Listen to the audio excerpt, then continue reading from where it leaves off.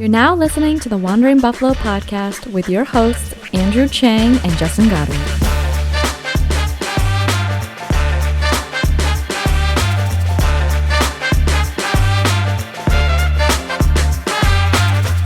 Bills Mafia, welcome in and thank you for joining us for another episode of the Wandering Buffalo podcast, a show on the Buffalo FAMBase podcast network, the originators of the Bills Mafia. My name is Justin. I will be your host today. Just between scheduling and last minute planning for a wedding coming up, Andrew and I have had a really tough time getting on the same page, so he's been covering for me for the last couple weeks here, so we gave him the night off. It's just going to be me today, and we're just going to kind of dive in to the meat and potatoes of the episode. Not much Bills-related news to talk about right now. So we're kind of going to look at the off-season, leading into training camp, position battles that we're looking forward to. And today we're going to start on the offensive side of the ball. Obviously, we'll dive right in. Quarterback, not really much to talk about there. You got Josh Allen, Case Keenum, Matt Barkley. Pretty bona fide 1, 2, 3 there. Probably the best quarterback room in the league. But really not much competition to speak of. It's the tiers are kind of already set up there. Going into the running back is where I think we have our first little bit of intrigue.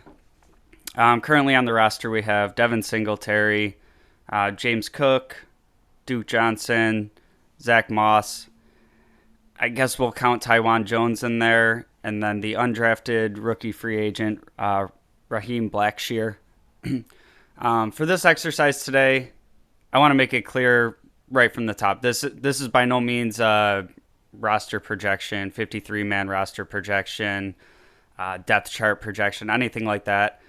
Just kind of like a preview going into training camp of where I think some of the most intriguing battles are going to be for roster spots.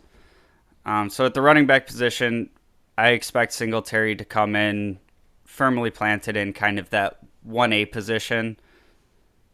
I leave out the term just RB1 because I don't really see this organization, this coaching staff, really committing to the quote-unquote bell cow running back. I think we've seen over the years under McDermott, under Bean, that they kind of want that running back by committee approach. They don't want it to be, one guy goes down and you're dead in the water. And that's kind of what we ended up seeing towards the end of last year. It was kind of just Singletary was really the only person that they trusted with the ball. Zach Moss was disappointing at times. Breida had some security issues. So down the stretch, we didn't really see anybody else come in to kind of salt away a lead, kind of mix it up and get significant touches. It was pretty much Singletary down the stretch. So I think we start out this season and we see Singletary in much the same role. Where I think we see it get a little bit different is obviously the drafting of James Cook. And I don't think that this organization really likes to hand the reins over to rookies and just thrust them into a spot. That being said, running back is one of the positions that translates quickly to the NFL. It seems to be more, scheme and personnel around them that really lets them develop early.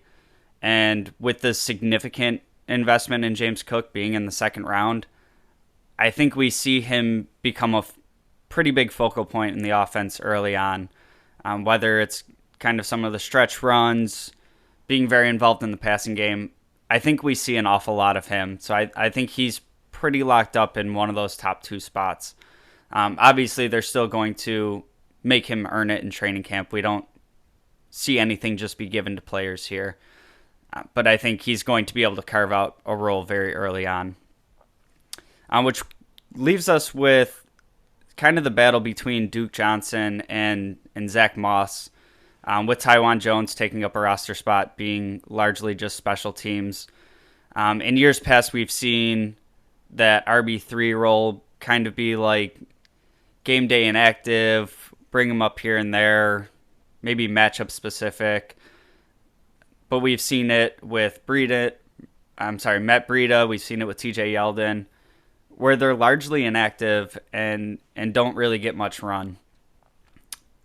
So with the drafting of James Cook, I feel like we saw the organization looking to bring in J.D. McKissick. Obviously, that fell through. Duke Johnson ended up being kind of the contingency plan there. And then, obviously, the drafting of James Cook. So it's very obvious. I don't know if this is driven by Dorsey and what he wants to do with the offense, or if that's kind of just the type of running back they're looking for right now. But we saw them aggressively pursue a certain type of running back, and that's, the little bit more speed, the more natural pass catching option, and we've seen Singletary do some damage in the passing game. But to my eye, he never really looked natural and comfortable catching the ball. And watching some of the James Cook tape, he looks like he's kind of like an undersized receiver, I guess. He just looks very natural and comfortable doing it, and very dangerous out of the backfield once the ball's in his hands. And I think that making him a second-round pick kind of makes Duke Johnson become a little bit redundant in this room. So I think we see Zach Moss win out that battle, if for nothing else other than kind of bringing a skill set that none of these other players really have, so to speak. And that's kind of the downhill, short yardage, banger between the tackles. And I say that a lot that's what's said about Moss. I've honestly, over the years, felt like Singletary's been better in that role. But I think Moss also had an interesting first couple of years in the league. He's battled some injuries. And I think he also has the caveat of being a third-round pick by Brandon Beane. And we've seen Brandon Beane be in love with his draft picks and really try to give them time to pan out. Thinking about a guy like Dawson Knox that, took some time to develop but really came on strong. My concern with Moss is, as I mentioned before, running backs typically, transition to the NFL a lot quicker than other positions. And we're now going into year 3 with Moss. But all that being said, I think kind of the investment that they've made in him as a player, having a little bit of a different skill set, I think that kind of keeps him in that room at least. And we probably see him be a game day inactive pretty often. Maybe in a matchup where, we think we can have some advantages between the tackles and kind of want to play more of a grinded out style of game versus letting the ball fly all over the field. Maybe we see him more in those kinds of situations. But I think this passing offense is really going to be opened up this year with the addition of Cook in the backfield. So I don't think we see a ton from Moss this year. And then Raheem Blackshear, I'm going to kind of leave the undrafted free agents out of this too much until we really see them perform. It's a tough team to make as an undrafted rookie. So I kind of think that they have just this uphill battle to climb to even sniff at a roster spot. But you never know how things are going to shake out in training camp. So we'll kind of keep an eye on him and see if he can make any noise and go down that route a little bit more when we get into actual roster projections. And we move into the tight end room. Pretty obvious 1-2 punch at the top. Obviously Dawson Knox with a breakout season last year, really coming into his own. Bringing in O.J. Howard this year. I mean, that's just 2 tight ends that are extremely physically gifted. Can really stretch you in the passing game.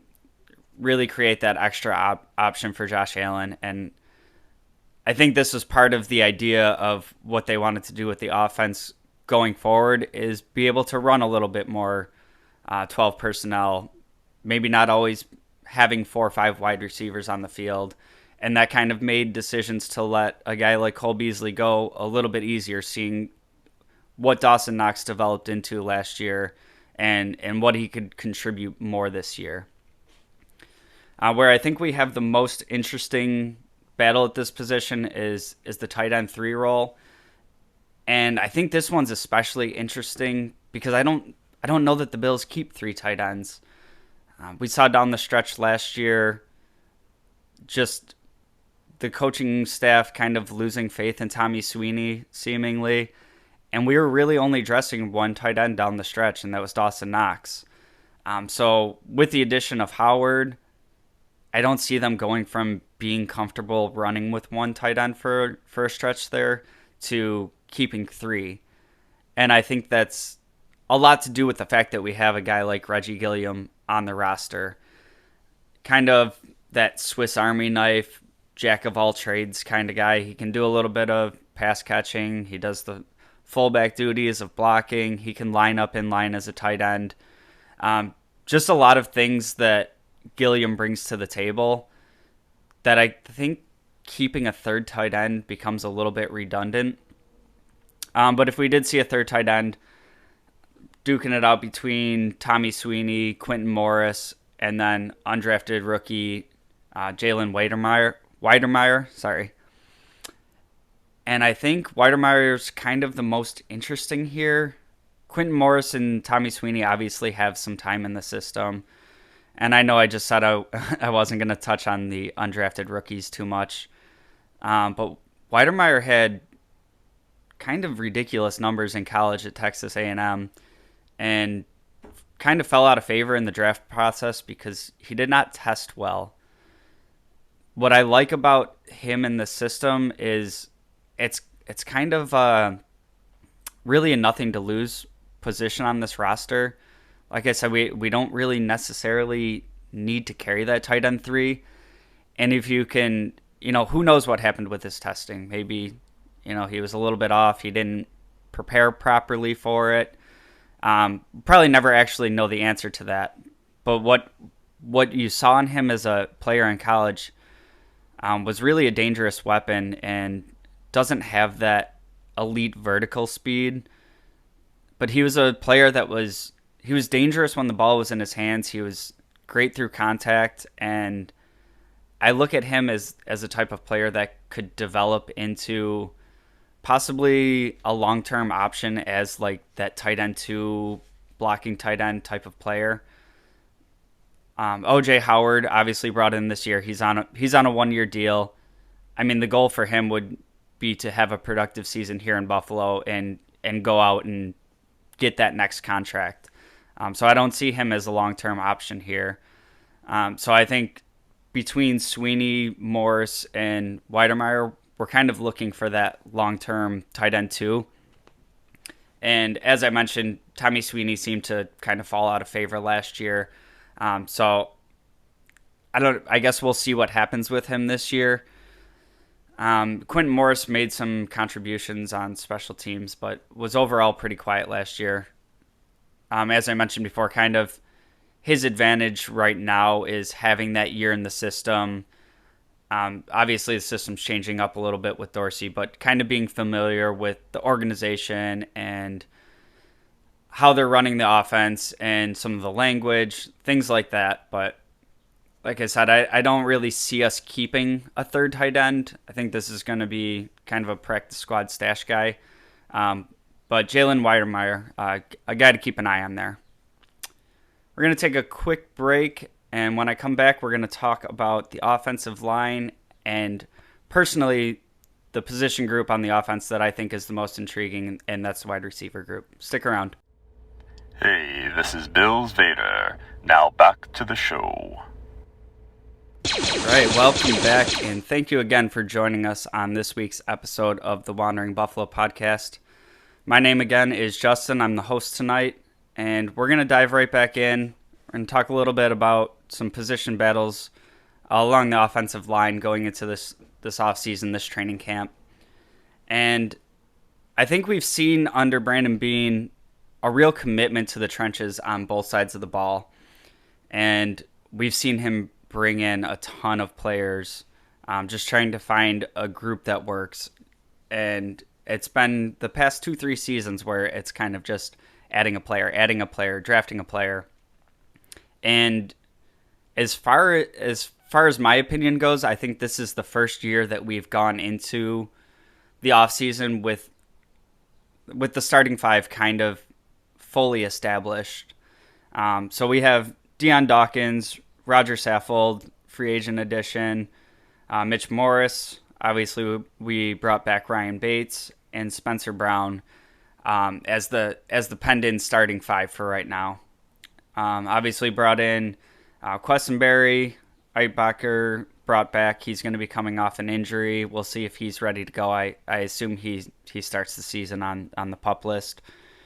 Greg Mance, Cody Ford, Tommy Doyle, and then Luke Tenuta, and then Tanner Owen and Will Ulmer, who are added as undrafted rookies. So I think where it's interesting here is the Bills are going to put their best five combination out there. And we've seen it with Quentin Spain leaving town. We saw it last year with Darrell Williams kicking inside to guard so Spencer Brown could get into the lineup at tackle. So it is solidified as things may look in the offseason. We've seen them be committed to the best five being out there, kind of regardless of what commitments they may have made. So like I said, we saw it last year with Darrell Williams. We signed him to an extension at right tackle, and kind of was a hot take prediction that we made on this show that there was a path to Spencer Brown looking so good in training camp and practices that they couldn't keep him off the field. Well, we saw that actually end up happening, and despite Darrell Williams just getting an extension to play right tackle, they kicked him inside to guard because they thought that was their best opportunity to get the best starting five. So contractually, financially, the commitments that they made, they don't seem scared to kind of pivot and like, man, maybe we shouldn't have done that. Maybe we should have looked at this a different way. Darrell Williams gets that extension. He was a priority free agent for me going into last season, and now he's not even on the team anymore. And I think we have a better starting five because of it. But looking at some of the depth that they brought in, Quessenberry, I think he projects very well to be that sixth lineman if we want to go with a heavy set and really be able to pound the ball on the ground. You're thinking about maybe two tight ends, that sixth lineman, and just put a really loaded front out there.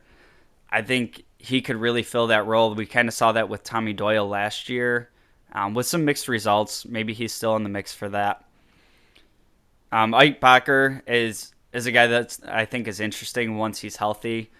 Obviously, the team wanted to keep him around, and he has a little bit of that versatility they like to see back there. So I think he's kind of in the mix, and what I really like about this group that they've assembled right now is some of the position flexibility that they have. That if one guy goes down, it's not, we got to shuffle this guy inside, move him outside to bring this guy in. There's a lot of players that have some versatility there.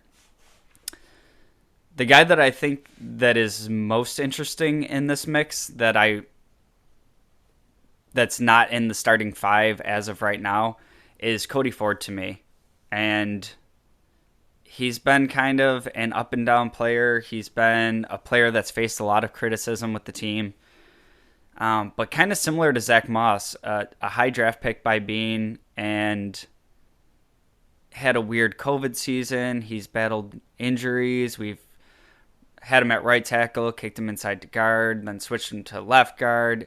He's been all over the place, and for the longest, I feel like we've been saying, put Cody Ford in one spot, let him develop there, and see what you have in him. And we still really haven't been able to see that. And this isn't to say that I think he cracks the starting lineup, but I think he's going to be given every opportunity. They really like the player that they were drafting. They invested a second-round pick in him. And he's still pretty young, and as I said, he's kind of had a tough go of it early in his career, just with injuries and moving all around. I think they're going to kind of try to see if they have anything there. And it's really interesting to me because he's coming up on a contract year. So, I mean, for the organization, it's really time to see if they have anything there. So I think he is going to be given a chance to compete. And, who knows what happens there? Maybe with a healthy offseason, a normal offseason, he's able to make some noise. And like I said, I don't see him cracking the starting five, but injuries happen on every roster, and there is a path that maybe somebody goes down and Cody Ford gets a look, and maybe we see a different version of Cody Ford than we've seen so far. I know I've said it on this show. I loved the draft pick of Cody Ford when we took him in the second round, and it's been a roller coaster ride so far, but who knows what happens with a healthy season and a couple opportunities. So that's one that I'm keeping an eye on. And then Tommy Doyle, last one I'm really going to touch on here. I don't see Luke Tenuta making the roster. Probably sticks around on the practice squad. And then kind of with the depth that we have in this room, the undrafted free agents, I think they would have to do a ton during training camp to be sniffing at a roster spot. And then obviously Bobby Hart back in the mix. But Tommy Doyle, I think, is interesting. I think he could kind of fill that swing tackle role. We've had it with Ty Nsekhe a couple years back, and it looked like the plan was kind of for Spencer Brown to be that in his rookie season. Obviously, he ends up starting. Maybe this was a grand scheme by Bean, and that's why he went back-to-back tackles when everybody was kind of scratching their head. So I see Tommy Doyle maybe filling in as that type of swing tackle, maybe brought in as an extra blocker that leaks out and catches a pass or two in the season. But overall, I think the offensive line is pretty established. I think the depth is pretty established. We have a bunch of guys that have a lot of playing experience, and I think we're more looking at the battles that are going to happen in the depth spots versus on the top five. And then moving into the receiver group, this group has been my favorite group to watch for training camp position battles for the last 2-3 years, and it always seems like we're losing a couple guys, and this area where we were like going 7 deep all of a sudden becomes, well, who do we have? And then they restock the cupboards, and it's never really in a way I expect them to do it, but it's kind of like I go from 2 weeks ago looking at our wide receiver depth's looking a little thin to, a few weeks go by and all of a sudden I feel like we're stocked up again. So we have our obvious top three here. Diggs, Gabe Davis looking to take on a bigger role. Jamison Crowder added in free agency. And we got touchdown Jesus, Jay Kumaro, our 5th-round draft pick, Khalil Shakir, Isaiah McKenzie, Lil Dirty himself, Tanner Gentry, Isaiah Hodgins, and Marquez Stevenson. And then, again, there's a few undrafted rookies. I think with the players in front of them, I think we're going to have some crazy competition with kind of just those top slots to start with. I don't see any undrafted rookies making the team at wide receiver. So where I think the competition is really interesting here is I just listed off 9 guys, and we've typically seen under Bean and McDermott, the team keeps 6 wide receivers. So the top 3 pretty locked in. Diggs just getting an extension, Gabe Davis having a very productive season, really coming out in the playoffs, and then adding Jamison Crowder as a free agent. Where I think it gets really interesting is kind of that 4th, 5th receiver and the return duties. And we saw McKenzie and Stevenson both get their share of punt and kick returns last year, with very mixed results. And kind of leading to McDermott losing a little bit of faith in them. Some poor decisions made, some ball security issues, and it kind of got to be, great, you might take this one back 50 yards, but I want the ball going back in Josh Allen's hands and letting the offense do their thing. So at the end of the season, we don't even see either of them returning punts anymore. We have our all-pro safety back there, Micah Hyde, just because he was kind of trusted in making the right decision and securing the ball. So between McKenzie, Stevenson, and then having drafted Khalil Shakir, I see Shakir taking over kind of long-term in that slot receiver role. With the addition of Jamison Crowder this year, I think it gives you the ability to kind of bring Shakir along slowly, and if he's really knocking people's socks off, you can kind of increase his duties. But what I really like about that draft pick is he does have punt return and kick return experience in college. So I think he becomes immediate competition for those return duties. And then we're kind of looking at a numbers game. We have the top three. We have Jake Kumaro, who is kind of stuck around as that veteran leader, special teams ace, really contributes in that way, and has had some production when he's actually playing as a receiver. But similar to a Tywan Jones, we know that his value on the team is with special teams. So I don't see him going anywhere. And then, so you're looking at four players there. Between Shakir Stevenson and Isaiah McKenzie, I'm pretty confident that Shakir gets a roster spot with the draft investment that they made in him. Granted, it was only a 5th-round pick. Maybe he could be a practice squad stash, but he's a guy that when I was in my mock draft season, I was pretty consistently taking in the 3rd round for the Bills. It was kind of address cornerback, address offensive line, and then the best of whatever receivers were left were going in round 3.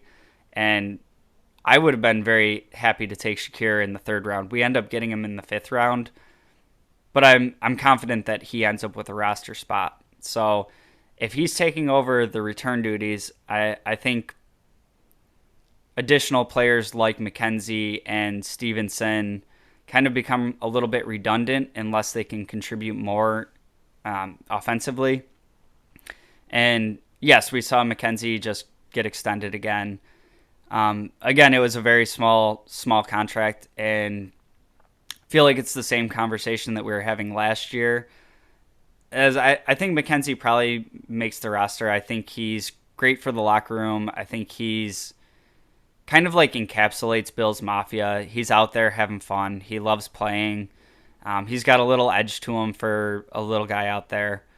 So I think he probably sticks around, and Stevenson's the one, looking for a way to crack the roster. Tanner Gentry, I think he's kind of a perennial camp body. I think they like having him around. He was a college teammate with Josh Allen.